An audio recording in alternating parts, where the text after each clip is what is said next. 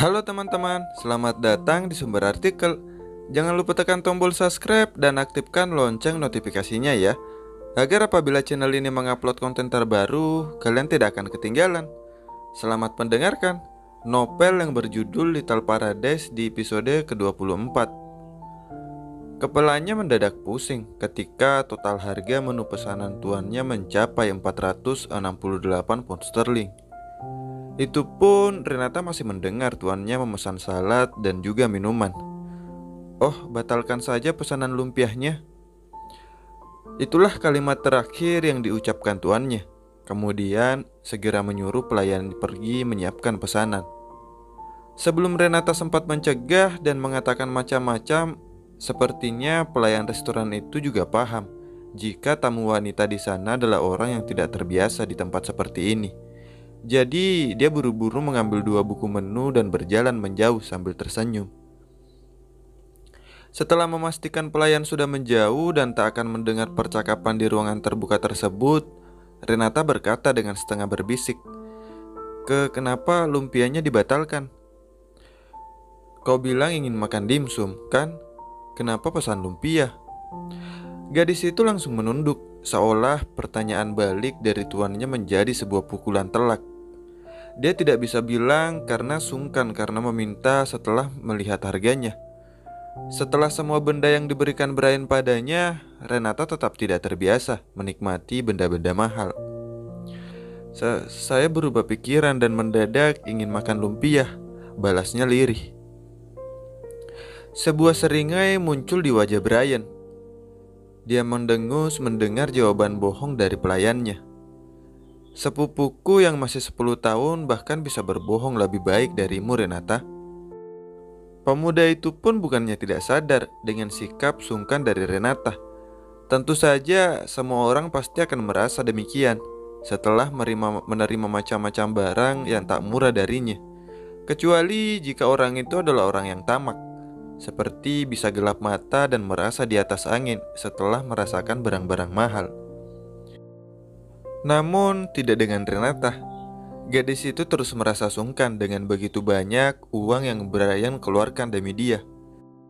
Itulah salah satu sifat yang Brian sukai dan memutuskan membelinya dari tempat pelacuran. Dia butuh orang yang penurut dan tidak tamak seperti Renata untuk mempercayakan barang-barangnya di dalam rumah. Gadis itu tidak menjawab dan masih menunduk. Brian juga tidak berminat untuk semakin memojokkannya, sehingga dia memutuskan mengambil ponsel kemudian mencari berita terbaru mengenai bisnis. Beberapa pesan yang muncul dari grup keluarganya pun dibalas satu persatu. Semuanya menyinggung tentang perjalanan ke Stockholm 2 hari lagi. Perhatiannya baru teralih saat beberapa pelayan wanita datang untuk membawakan makanan mereka.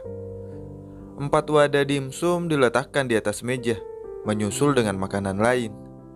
Aroma bebek packing yang masih mengeluarkan asap seketika membuat perut Renata menggeliat.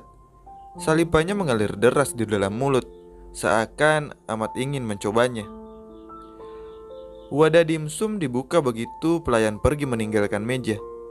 Asap yang masih mengepul di sana menandakan jika makanannya baru selesai dimasak. Bukan hanya hangat semata. "Kau bisa pakai sumpit?" Brian baru menyadari satu hal ini, yaitu cara penggunaan sumpit untuk makan. Bagi Renata yang mungkin tak pernah menikmati makanan seperti ini, pasti amat asing dengan cara menggunakan sumpit. Benar saja, gadis itu menggeleng. Sebenarnya Renata pernah melihat bagaimana orang lain memegang sumpit dari televisi. Berdasar ingatan, dia pun mencoba hal yang sama. 2 sumpit dari besi diletakkan dengan sanggah oleh jari telunjuk dan jari tengah. Sampai sini sumpitnya tidak terjatuh. Namun saat digunakan mengambil sesuatu, sumpitnya malah bergerak tak terkendali, kemudian jatuh ke lantai dasar. Pelayan pun buru-buru menghampiri dan mengembalikan sumpit yang jatuh. Dia pun pergi dan mengambilkan dengan yang baru. Setelah mendapatkan sepasang sumpit baru, Brian memindahkan kursinya ke sebelah kursi Renata dan mulai mengajari cara memegang sumpit. Sesungguhnya Mereka meminta pelayan mengambilkan pisau, garpu, ataupun sendok. Namun Brian tidak mau dan memutuskan mengajari Renata cara makan dengan sumpit. Di masa depan, mereka pasti akan sering makan di tempat-tempat mewah seperti ini. Dia tidak ingin pelayan terlihat norak atau terlihat jelas tidak mengerti table manner. Beruntung sekarang mereka berada di ruangan VIP. Tidak banyak orang yang melihat mereka. Pelayan pun segera menyingkir dari sana, memastikan keadaan ruang VIP benar-benar prepaid. Kemari, gua ajari cara pakai sumpit. Nanti kau bisa beli sumpit khusus anak-anak dan latihan di rumah.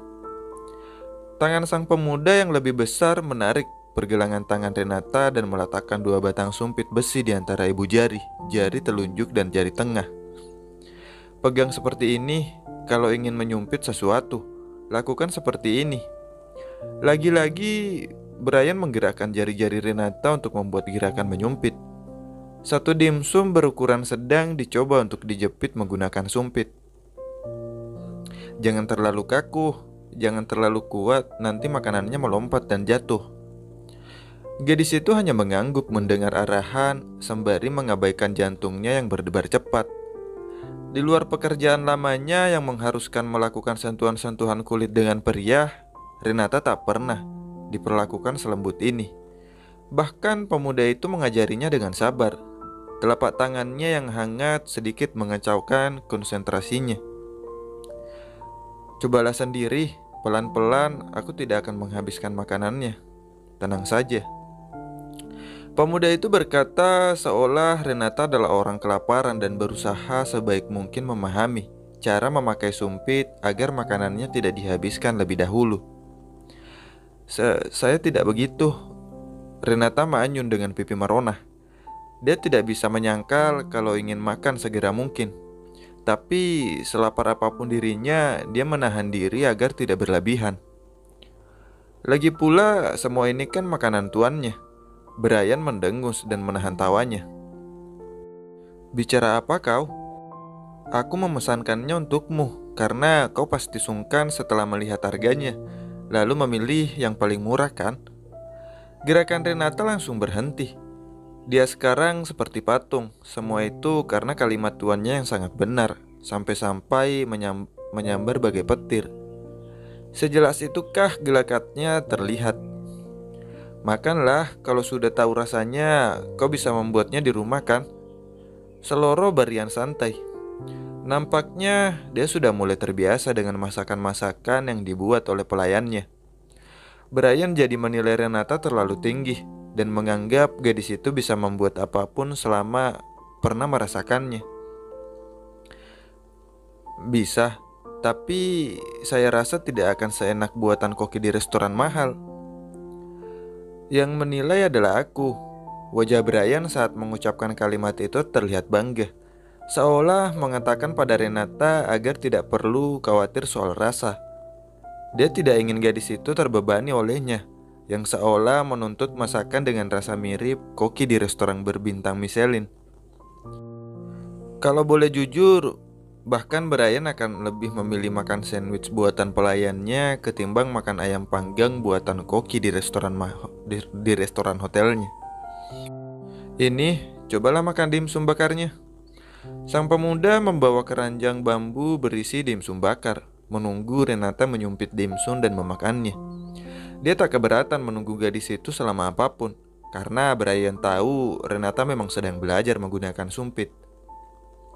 Ada kekeh kecil yang lolos dari bibirnya kala melihat Renata masih kesusahan menggunakan sumpit. Tusukkan saja sumpitnya ke dimsum kalau kau kesulitan. Pada akhirnya dia memberikan solusi yang mudah.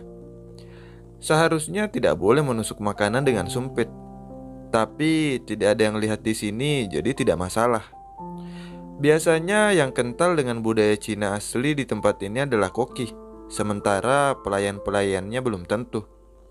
Mereka yang bertugas membawakan makanan juga belum tentu tahu cara makan bebek packing yang benar. Melihat pelanggan makan dengan mengecapkan sumpit pada makanan pun rasanya mereka akan bersikap biasa saja. Pemuda itu bisa melihat raut terkejut pada Renata setelah mencoba gigitan pertama. Senyum tipis tersungging di wajahnya. Enak. Renata mengangguk cepat. Bahkan matanya mulai memanas karena terlalu senang. Ini pertama kalinya Renata bisa menikmati dimsum. Sebelumnya dia hanya bisa melihat dari layar betapa menggiurkan makanan itu jika masuk ke dalam mulutnya. Hari ini keinginannya terkabul. Tidak tanggung-tanggung, itu adalah dimsum berharga puluhan pounds. Bukan dimsum murahan yang dijual di restoran pinggir jalan. "Saya boleh coba yang lain?" tanya gadis itu setelah menelan dimsum yang di mulutnya. "Makan saja. Kalau kau sanggup menghabiskan semuanya juga tidak masalah," kelakarnya. Terima kasih telah menyimak sumber artikel ya.